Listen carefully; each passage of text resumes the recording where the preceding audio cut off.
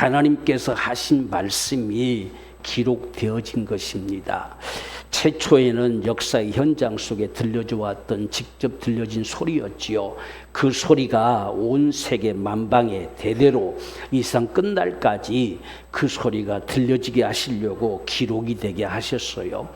그래서 그 기록된 성경을 오늘 우리에게 주심으로 인해서 하나님께서 인생들에게 들려주는 소리가 무슨 소리냐라고 하는 것을 알게 하신 것입니다. 그래서 비록 기록이 되어 있지만 이 말씀은 오늘날도 우리에게 들려지는 주님의 소리단 이야기예요. 그래서 하나님의 소리, 지금 우리에게 들려지는 소리로 우리가 들을 수 있어야 돼요.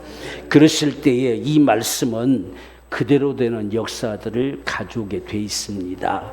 그래서 우리는 하나님이 살아계시기 때문에 그분의 하신 말씀도 역시 살아 있습니다. 그래서 하나님께서 말씀하시면 그 말씀하신 그대로 반드시 이루시는 분이 하나님이세요.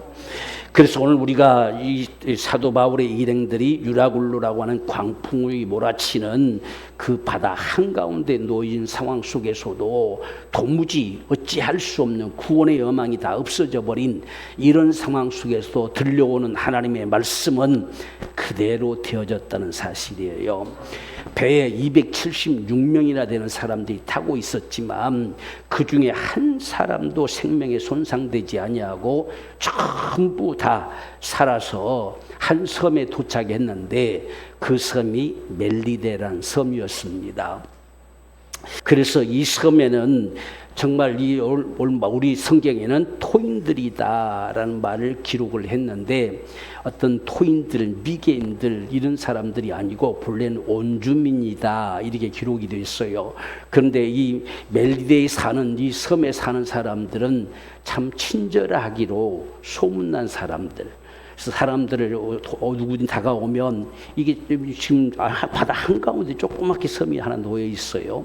그런데도 은퇴한 후에 사람들이 참 살기 좋은 곳이라고 꼽을 정도로 그곳에 가서 다 자기 집을 짓고 사는 지금 요즘 그렇게 일컫는 멜리데라는 섬, 이 섬인데 이곳에 지금 이 배가 방황을 하다가 다 깨어질 마당에 도착한 섬이 그 멜리데라는 섬이었어요. 이들이 지금 바다에서는 살아남았지만 과연 그들을 후대해 줄 만한 섬이 어디가 있는지 누가 알긴 하겠습니까? 그런데 하나님께서는 그들을 바로 그 섬 앞에 갖다가 놓고 다 배가 파손되어지는 이 결과를 가져오게 되는 역사를 만들어 가셨습니다. 그래서 이것은 오늘날 AD 66년경에 실제 우리 사는 이 세상 역사 속에서 벌어진 사건이에요. 지금부터 거의 한 2000년 전의 사건이지요. 그렇기 때문에 이건 어떤 성경에 기록된 그냥 글로서가 아니라 우리가 살아가는 이 세상 역사 속에서 벌어진 사건이란 이야기입니다. 그래서 그 막막한 바다 속에서 지금 조그만 섬, 그 섬에 걸리게 된다는 사실도 정말 이거 신기한 노릇이지만 그 섬에 사는 사람들이 진짜 어떤 토인들이 돼가지고 미개인들이 돼가지고 이들을 창에 찔려서 다 죽이면 어떡합니까? 어떻게 살아남을 수가 있겠어요? 그래서 그 가운데 이 멜리데라는 섬에 도착하게 되어서 이들이 다 살게 되어지는 이런 역사를 가져왔음을 볼 수가 있습니다. 그래서 우리가 어제 지난주에 봤던 대로 27장 44절 말씀대로 그 남은 사람들은 널조각 혹은 배 물건에 의지하여 나가게 하니 마침내 사람들이 다 상륙하여 구원을 얻으니라. 처음에 가까이 가서 배가 다 깨진 거예요. 중간에 깨졌으면 참 곤란한 상황이 벌어졌겠지요. 그래서 어떡하니 하나님께서 가까이 몰아붙여서 그곳에서 깨지니까 널판들을 부둥켜 안고 헤엄칠 줄 아는 사람들이 그냥 가까우니까 헤엄쳐가지만 나머지 사람들은 뭔가를 붙들어야 갈 수가 있잖아요. 그래서 배 널판들을 붙들고 이렇게 해서 다 섬에 도착해서 한 사람도 문제가 되지 않았다.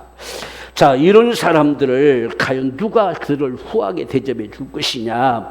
우리가 2절 말씀 보면 토인들이 우리에게 특별한 동정을 하여 라고 말했죠.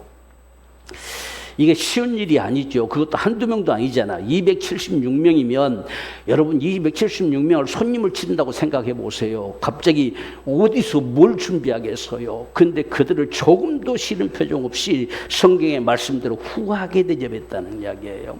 그러니까 참 이 멜리데에 사는 사람들이 일반 사람들과는 좀 다르다는 걸 많이 느껴볼 수가 있잖아요. 그 많은 사람들을 정말 후하게 대접할 정도로 그렇게 참 그 섬에 하나님께서 이끄신 것은 그분의 역사였어요.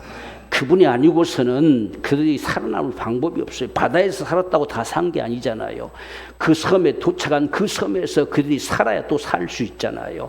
또 그곳에 살아남은 것도 끝나는 것이 아니라 다시 노마까지 가야 되잖아요.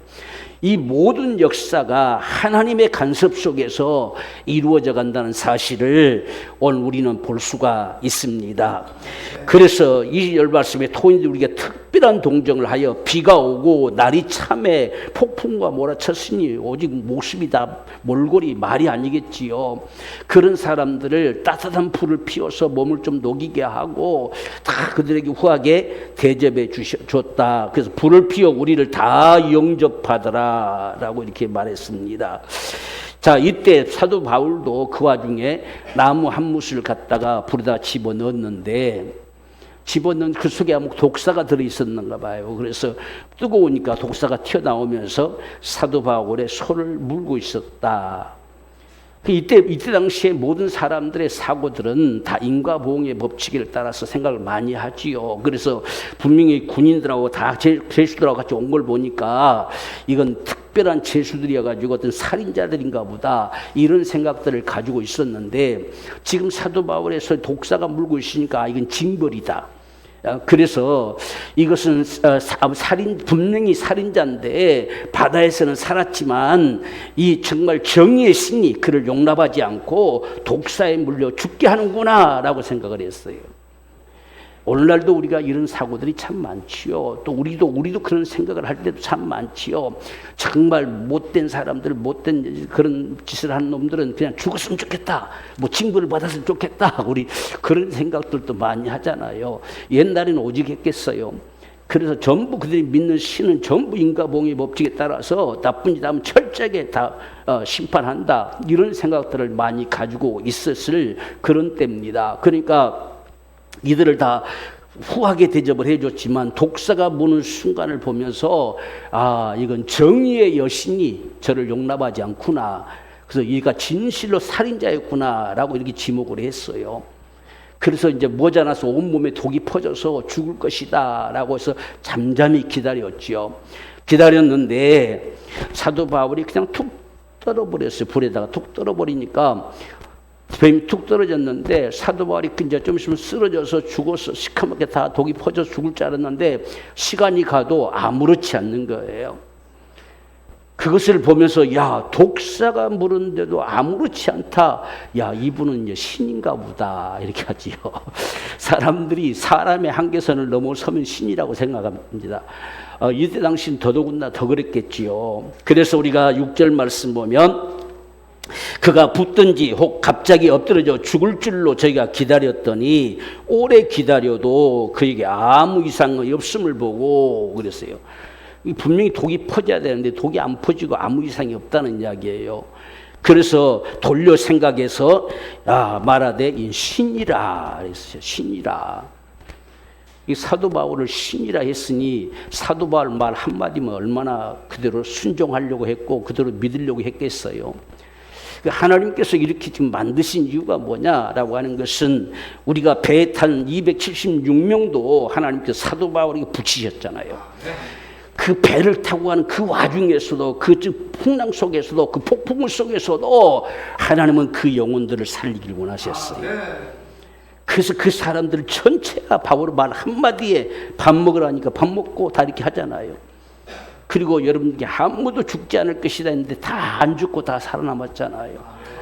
얼마나 지금 이들도 저분이 누구시냐, 누구길래 그 말한 대로 되어지느냐 라고 했을 때 저분이 말한 저 하나님은 진짜 신가 보다 이렇게 할 수밖에 없는 이 상황들이 벌어졌지요. 이들이 지금 멜리데 섬에 도착을 했는데 이곳에서도 지금 독사가 물었는데 분명히 죽을 것이다 라고 생각했는데 아무렇지 않는 모습을 보면서 야, 이건 신인가 보다. 그러니까 사도 바울을 특별하게 보지 않겠어요? 독사가 물려도 안 죽는 사람이 세상에 어디 있느냐는 거예요.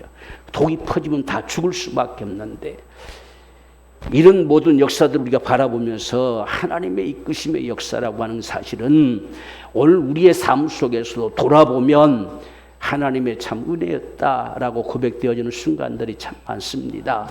하나님께서 하셨구나, 하나님께서 도우셨구나, 하나님께서 모든 역사들을 이끌어 가시는구나, 이런 사실들을 우리가 보게 되는 것이죠. 지금 우리가 생각할 때는 막막한 상황들이 많이 놓여 있을지라도 지금 이들에게서 이런 역사가 나타난다는 사실, 하나님은 그 멜리데 섬에 사는 사람들을 살리기를 원하셨어요. 어떤 면에서 보면 그 후한 대접을 하고 참 선한 사람들이잖아요.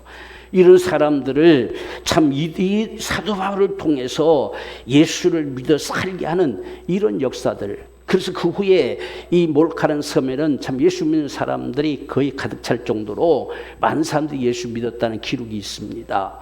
이런 역사들이 그냥 흘러가는 역사가 아니라는 이야기예요. 하나님의 역사라는 사실이 그냥 지나쳐가는 역사가 아닙니다. 바로 오늘 저와 여러분의 삶을 통해서 그분의 사심의 역사들이 나타나 보여지면서 정말 우리와 함께하는 사람들, 우리 만나지는 사람들을 살리기를 원하시는, 구원하시기를 원하시는 이것이 하나님의 간절한 소망입니다. 그렇기 때문에 지금 폭풍을 속이 됐던 그 속에서 완전히 우장을 뒤집어 쓴 것처럼 완전 몰골이 지금 볼꼴이 아니지만 그런 상황 속에서도 이 멜리데 섬에 사는 사람들을 또한 구원하시는 이런 역사를 행해 가신다는 사실이 얼마나 놀라운 하나님의 역사냐. 그래서 오늘 우리는 정말 우리가 하나님의 정말 간절한 이런 소망을 갖게 되면 하나님이 예비하시고 준비해 가신다는 사실을 우리는 믿을 수 있는 거예요. 우리가 무관심하고 우리가 아무 관심이 없으면 우리는 이런 하나님의 역사를 볼 수가 없는 거죠. 그런데 사도 바울은 노마에까지 반드시 가야 된다. 어떤 상황들 속에 놓여져도 노마를 가야 된다. 하나님도 너는 반드시 가이사 앞에 설 것이다. 이렇게 말했을 때에 그 길이 얼마나 험난합니까? 이 폭풍우를 만나서 죽을 뻔한 고비들을 넘기고 또 유대인들을 만나서 죽을 뻔한 고비들을 넘기고 제수의 몸으로 끌려가고 하는 상황이 놓여져도 반드시 가이사 앞에 갈 것이다. 이것이 간절한 소망이었습니다. 그 길을 하나님께서는 이끄시고 그냥 노마에 가서 복음 전해라 끝이 아니라 지금 유대인들 뿐만 아니라 배에 탄 사람들 또 지금 이 멜리데 섬에 거하는 자들 그곳이 움직여지는 곳곳에 하나님은 역사해 가셨다는 사실이에요. 우리는 적어도 이 모습을 바라보면서 오늘 저와 여러분들의 삶을 통해서도 하나님의 이런 역사가 있기를 원해요. 정말 그분이 예비하시고 준비시키시고 역사해 가시는 이런 모습들이 있기를 원합니다. 우리는 우리가 삶 속에서 불가능해 보이면 안 된다고 우리가 판단하고 다 포기해 버리는 이런 상황의 모습들이 참 많아요. 그러나 우리는 어떤 상황 속에도 구원의 여명이 없어져 버린 상황 속에서도 나는 하나님을 믿는다 라고 말하는 이 사도 바울의 심정처럼 우리가 어떤 상황에 놓여진다 할지라도 우리가 이러한 믿음으로 나가게 될 때에 하나님은 저와 여러분들을 통해서 이 놀라운 역사를 이룹니다. 지금 이들은 살아남은 것만도 정말 놀라운 기적이었지만 하나님께서는 그 독사 한 마리 그 사건을 통해서도 그 멜리데 사람들을 믿게 한다는 이야기예요. 그래서 276명이나 되는 사람들이 멜리데 섬에서 후한 대접을 받게 되는 이 역사가 그냥 되어진 역사가 결코 아닙니다.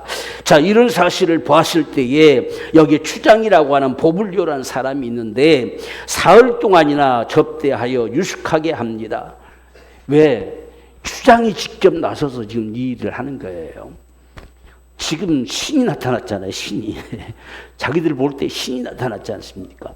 독사에 물려도 전혀 독을 점령해 들어올 수 없는 신이 나타났어요. 그러니까 추장이 나타나가지고 자기 집으로 다 모셔다가 그 많은 사람들을 3일 동안이나 자기 집에서 먹고 자게 한 거예요. 옷이 다 젖었으니까 옷도 말려야 되고, 그리고 그것 좀 편히 쉴 수 있어야 되니까, 그게 추장의 집이니까 뭐 좀 컸겠지요. 그래서 그곳에서 3일 동안이나 후한 대접으로 그들을 대접했다. 자, 그런데 그때 보블리오 부친이 열병과 이질에 걸려 알아 누워 있었습니다. 참 하나님의 타이밍은 참 기가 막힌 타이밍을 볼 수가 있어요. 이때 아무런 문제가 없었으면 아무런 역사도 없었겠잖아요. 그런데 하필이면 추장의 아버지가 지금 이질에 걸렸어요. 연병에 걸렸어요. 그래서 알아서 누워서, 이때 당시는 이런 이질과 이런 것이 걸리면 죽는 거지요. 고열에 다 치우쳐서 죽고 마는 겁니다. 그런데 그때 바울이 그곳에 들어가서 그 일을 위해서 기도하고 안수함에 그가 나섰다는 이야기예요. 이 사실을 보고 섬에 있는 사람들이, 병든 자들이 다 너도 나도 할 것 없이 다 그곳에 몰려옵니다. 몰려와가지고 다 고침을 받았다라고 하는 거예요. 이 사실로 인해서 그 섬이 예수를 믿게 되는 놀라운 역사를 이루시는 겁니다. 바로 이런 모습을 우리가 바라보게 될 때 하나님의 역사라는 사실, 누가 이걸 기대나 했겠습니까? 그곳에서 무슨 일이 있을 줄 누가 알기나 했겠습니까? 지금 폭풍우 속에서 살아남기만 해도 감사하다고 여겼을 판인데, 지금 그들을 살려줄, 그들을 대접해줄, 그 많은 사람들을 대접해줄 그 사람들 누가 세상에 어디 있다고 생각하겠습니까? 270명이 갑자기 여러분 집에 들어갔다 해보십시오. 여러분 어떻겠습니까? 그런데 이들이 아무 걱정 없이 후한 대접을 받을 뿐만 아니라 하필이면 그때 이 추장의 아버지가 병이 들어서 죽어가고 있다는 이야기예요. 그를 사도 바울이 들어가서 기도하고 안수함에 나서 버렸어요. 이 섬이 이 소식이 조그만 섬에 삽시간에 번졌겠잖아요. 그러니까 너도 나도 아픈 사람들이 다 몰려와서 다 고침을 받게 되는 이 놀라운 역사가 일어났어요. 그래서 그곳에서 석 달을 머물고 떠나게 됩니다. 석 달 동안 참 먹였다는 것도 보통 문제가 아니겠지요. 그래서 그곳에 참 부유하게 살았던 것 같아요. 그곳에 그 섬이 부유한 섬인 것 같아요. 그래서 이 지금 10절 말씀은 후한 예로 우리를 대접하고 떠날 때에 우리 쓸 것을 배에 올리더라. 또 지금 배가 아무것도 없죠. 빈털들이 됐잖아요. 배가 다 파손돼 버렸으니까. 그래서 쓸 것조차도 다 챙겨서 또 올려줬다, 이렇게 말하고 있어요. 이것이 어떻게 그냥 우연하게 가능하겠습니까? 이건 다 하나님의 역사지요. 하나님께서 하시는 모습들, 여기에 배 타고 왔던 276명도 이 사실을 목격하면서 얼마나 놀랐겠어요. 야, 어떻게 죽을 병에 걸린 사람들이 다 나음을 얻었느냐 하는 것뿐만 아니라 자기들이 어떻게 이 석 달 동안이나 아무 걱정 없이 먹고 마시고 이것이 거할 수 있었느냐 하는 것, 더 나가서 지금 노마까지 가는 이 경로 속에 필요한 것들을 다 채워서 준다는 사실이, 이들 역시도 하나님은 정말 놀랍다, 그분은 진짜 살아계신가 보다, 사도 바울이 말한 저가 하나님 분명히 계시다 하는 사실들을 다 믿지 않았겠냐는 이야기예요. 그래서 노마라고 가는 그 와중에서 수백 명이 예수를 믿게 되는 하나님의 놀라운 역사가 일어났다는 사실입니다. 오늘 저와 여러분의 삶을 통해서도 정말 많은 영혼들이 살게 되는 이런 역사가 있기를 원합니다. 오늘 저와 여러분이 살아가는 매 순간순간의 우리의 삶 속에서도 변함없이 저와 여러분들을 건지실 뿐만 아니라 우리를 예비하시고 준비시키셔서 마침내 저와 여러분들을 통해서 영혼이 살게 되는 역사들이 나타나게 되는 이 귀한 축복이 오늘 우리의 삶이 되기를 원해요. 정말 오늘 우리 마음들 속에 하나님께서 가장 원하시고 기대하신 게 뭐냐면, 오늘 저와 여러분들 우리 자신들을 구원하시고 우리 자신들이 살기를 원하실 뿐만 아니라 저와 여러분들을 통해서 이제는 다른 사람들이 살기 원해요. 하나님의 간절한 심정은 한 사람이라도 더 회개하고 돌아오기를 원하는 겁니다. 그게 하나님의 기대예요. 이 심정이 오늘 저와 여러분들 속에 참 필요합니다. 어떻게 하든지 나로 말미암아서 한 사람이라도 더 정말 예수 믿고 구원받는 이런 역사들이 나타나기를 늘 소망하고 늘 갈망하고 늘 우리가 기도하게 될 때에 오늘 지금 사도 바울을 통해서 역사에 가시는 하나님의 역사가 저와 여러분의 삶 속에서도 반드시 나타나지고 이루어진다는 사실을 볼 수 있어요. 우리는 하나님의 은총을 갈망하고 하나님의 도우심을 갈망하고 또한 하나님의 축복하심을 갈망하고 수없이 우리는 그분을 갈망하지만 우리는 그분이 정말 원하심의 일을 정말 하려고는 별로 생각하지 않는 모습들이 참 많아요. 그냥 주시기만 하십시오라고 하는 거지요.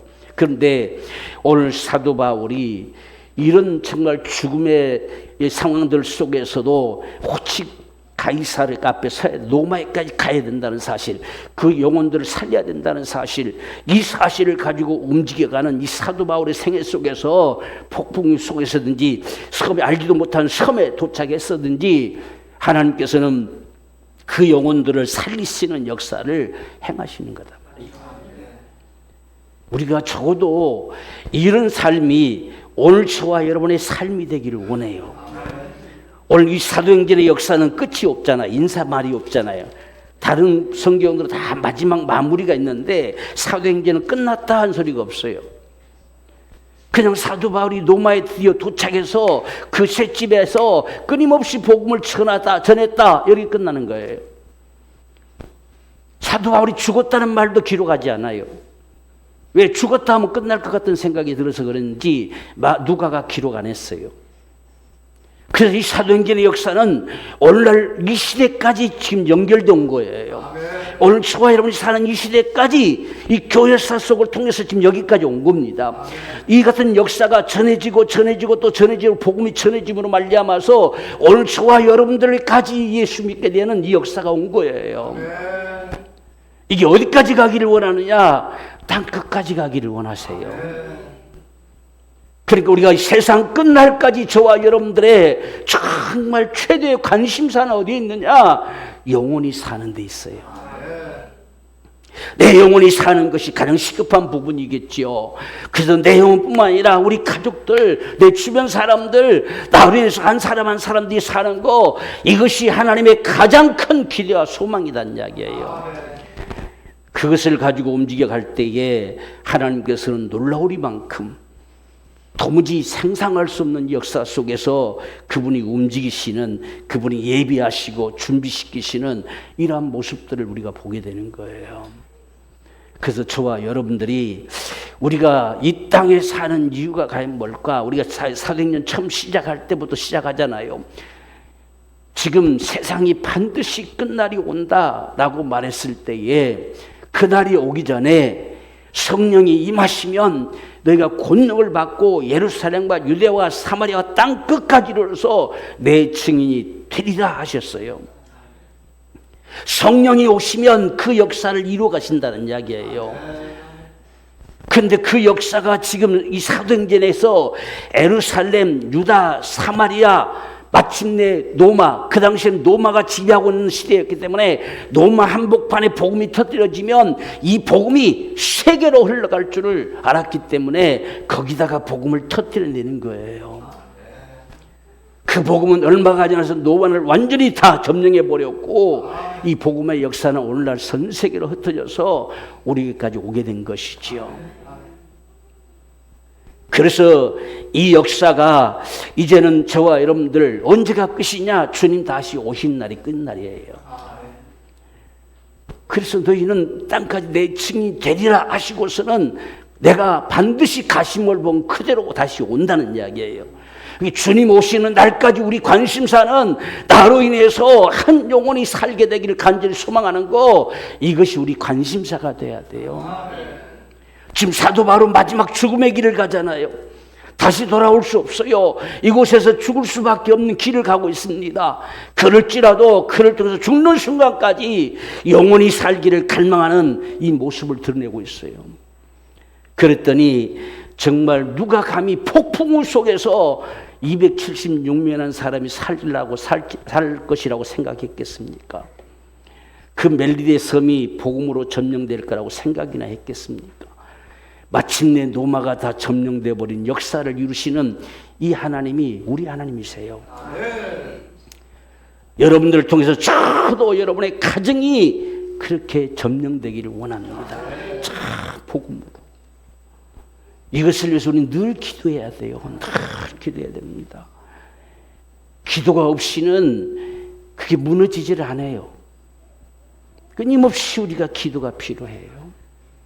그래서 마침내 복음이 그 속에 담겨지는 그런 역사를 만들어내가는 모습들, 우리가 30절 말씀 보면 바울이 온 이태를 자기 셋집에 유하며 자기에게 오는 사람들을 다 영접하고, 지금 노마에 도착했는데 노마에서 바울이 뭐 죄가 있느냐 없느냐 별 관심도 없어요. 그냥 그냥 집에 그냥 거하게 해주고 마음대로 돌아다닌 것만 금해고 그렇게 그냥 내버려 둔 게 2년이라는 세월이 벌써 지나는 거예요. 사도 바울로서는 참 답답할 노릇이잖아요.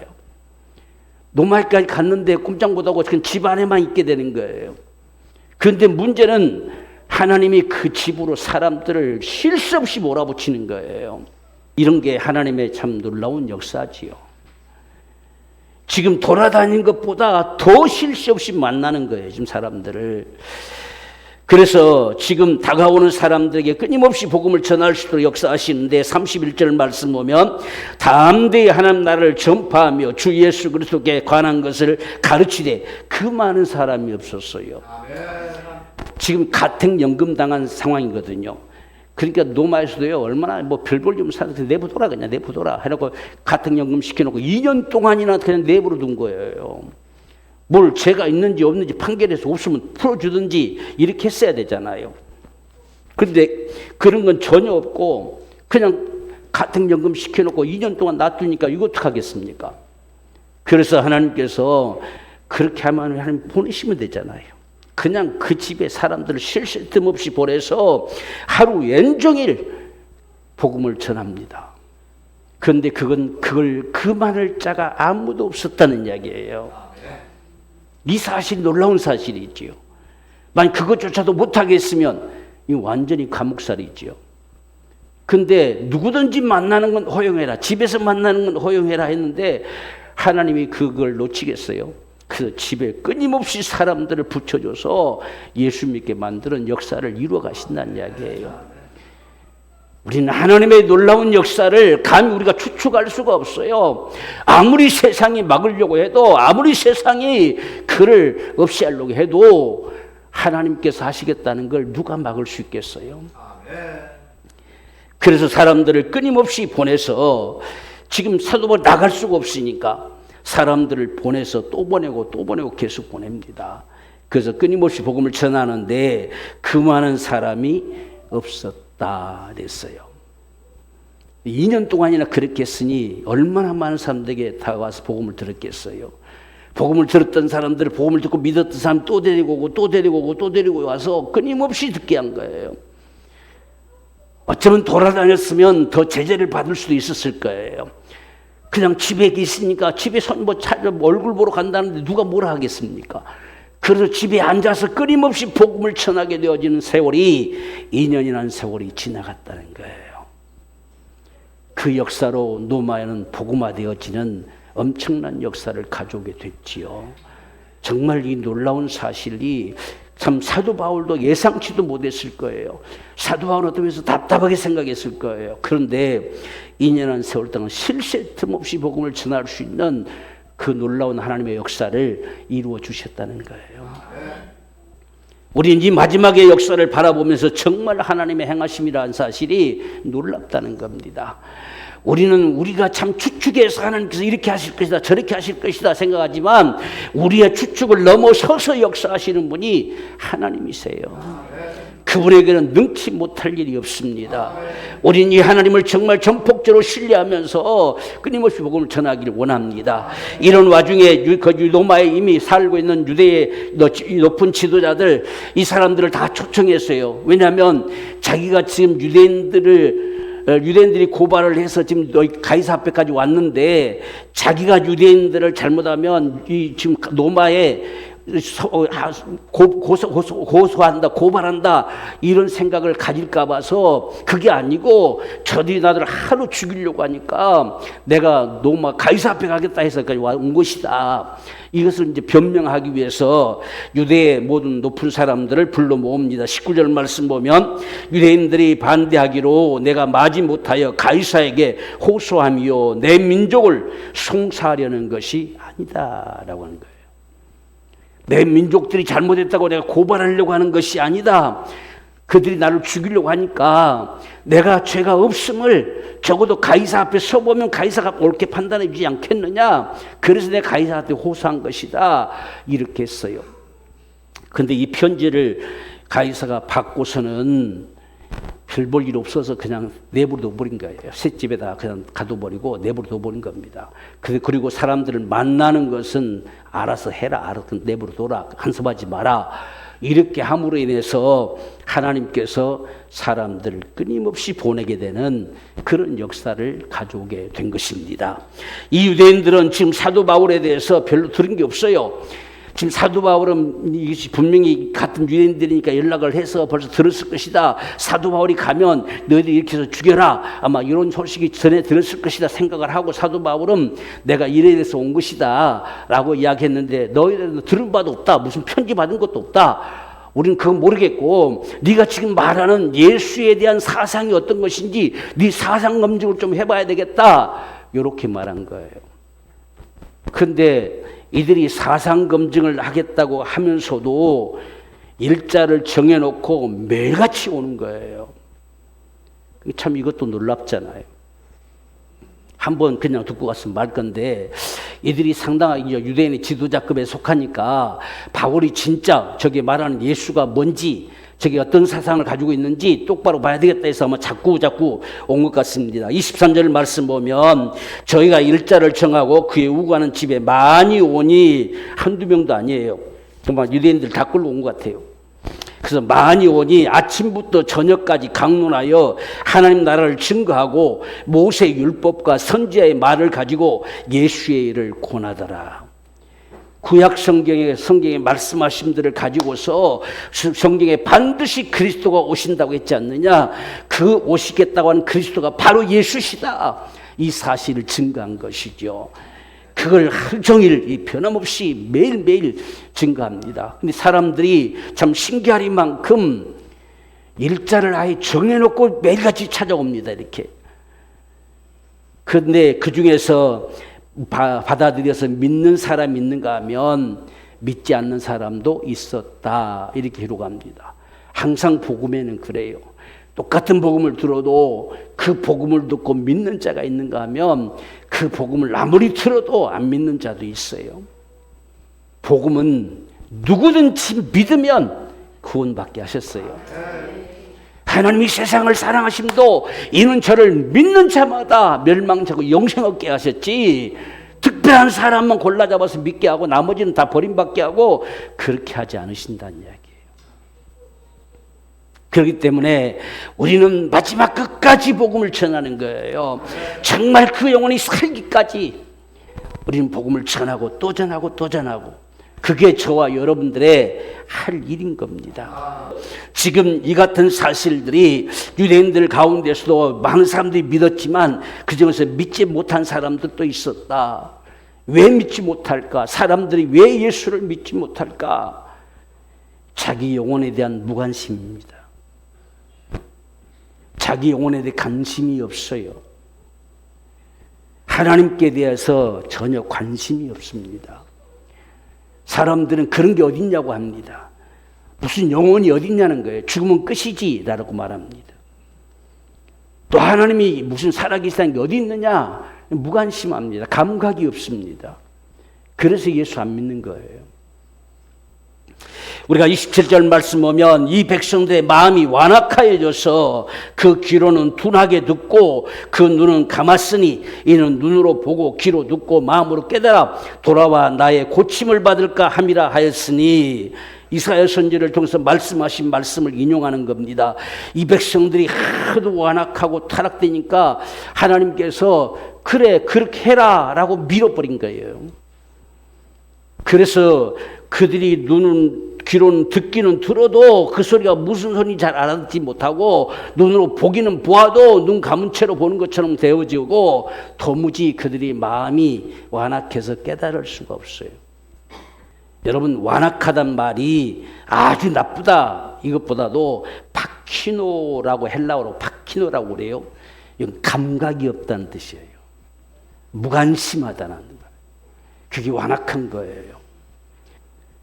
복음을 믿을 것인지 말 것인지 저도 한번 드러나 보고서 판단해야 되잖아요. 그것이 무엇인가는 알아보고서 말할 수 있어야지, 알아보지도 않고 관심도 없고 무관심하면서 외면하는 것은 이 완악한 거예요. 그걸 성경은 완악하다고 표현하고 있어요. 그래서 완악하기 때문에 아무리 말해도 들으려고 하지도 않고 들은 척도 안 하고 그래서 무슨 말하면 눈 감고 딴 생각하고 앉아있고 이런 식의 모습들이 완악하다고 말한 겁니다. 그래서 사람들이 예수를 못 믿어요. 조금만 복음에 관심을 가지면 믿게 되는 거예요. 아멘. 관심이 없어요. 무관심합니다. 여러분 한번 전해 보십시오. 아, 필요 없어요. 뭔데 필요 없냐? 뭔데? 지금 당신 내가 뭘 말할 줄 알고 필요 없다고 하십니까? 한번 물어보세요. 아예 그냥 들어보지도 않고 필요 없다고 해버려요. 그게 완악한 거예요. 그렇게 하면 하나님께서 그들에게 믿을 마음도 주지 않습니다. 복음에 조금만 관심을 가지면 하나님이 역사하시는 거예요. 그들에게 믿을 마음을 허락하시는 거예요. 그래서 믿게 되는 역사가 일어납니다. 그래서 완악하기 때문에 하나님께서 저들이 내가 조금 더 이렇게 하면 저들이 듣고 보고 믿어서 돌아올까 봐 그냥 밀어버린다는 이야기예요. 그렇게 하라는 거예요. 그래서 때는 우리가 인생의 고민들, 고통들, 또한 인생의 어떤 질고들, 또 인생의 어떤 죽음의 문제들, 이런 상황 앞에 절실하게 요구되는 것이 뭐냐 하는 사실들을 예수임을 못 드러내는 거예요. 그런 모습이 필요하지요. 그래서 우리가 세상 사람들은 이 세상 삶이 전부라고 생각합니다. 사람이 죽으면 끝이지. 그래서 이 세상에서 잘 사는 데만 급급해서 살아가려고 합니다. 이 세상에서 어떻게든 살아가려고 하는 것만 생각한다는 이야기예요. 그 다음에 이 세상을 숨떨어진 그날 이후로의 생각은 전혀 관심이 없습니다. 그게 오늘 안악하게 살아가는 모습들이에요. 사람은 죽음으로 절대로 끝나지 않는 영적인 존재예요. 동물하고 달라요, 여러분들. 동물은 죽음으로 모든 것이 끝이 나요. 그런데 사람은 영혼을 가진 존재예요. 죽음으로 절대로 끝나지 않습니다. 그래서 사람에게만큼은 돌아가셨다는 말을 하는 거예요. 짐승에게 돌아갔다는 말을 하지 않지 않습니까? 짐승은 죽음으로 끝이에요. 그런데 사람은 돌아가는 것입니다. 그게 인생이에요. 그래서 사람은 반드시 영원히 거할 처소가 있어요. 그걸 우리가 천국과 지옥이라고 하죠. 이건 누구도 피할 수 없습니다. 아무리 세상에서 큰 소리 쳐도 숨 떨어지는 순간은 둘 중에 한 곳을 가야 돼요. 피할 수가 없어요. 사람이 한번 죽는 건 정하신 것이라고 히브리서 9장 27절에 말씀하잖아요. 정말 인생이 한번 죽는 것, 이거 하나님이 정하신 거예요. 하나님이 정하신 것을 이 인류사 속에 누구도 바꿔놓은 자가 없어요. 그렇다면 그 이후에는 심판이 있다는 사실을 누가 바꾸겠어요? 이 땅에 살아가는 이 죽음이라는 것도 우연한 죽음이 아니고 하나님이 정하셨습니다. 그래서 하나님이 정하신 이 죽음은 누구도 바꿔놓을 수 없습니다. 누구도 감히 이것을 아니라고 할 자가 없어요. 그런데 그것이 끝이 아니고 그 후에는 심판이 있다고 기록하고 있어요.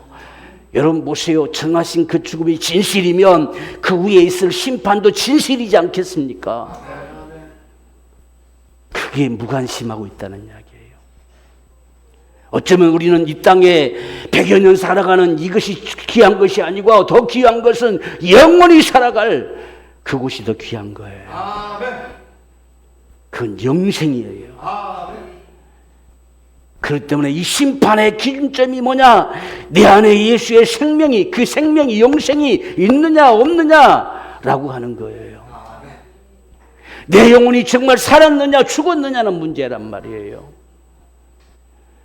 그래서 요한복음 3장 36절 보면 아들을 믿는 자는 영생이 있고 라고 했어요. 아들을 믿는 자만 영생이 있어요. 아들을 믿는 자만 그 안에 영이 살았어요. 내 영이 생명을 얻었어요. 여기서 말하는 생명이라는 것은 내 목숨이 아닙니다. 내 목숨이 떨어져도 영생하는 생명이 있다는 이야기예요.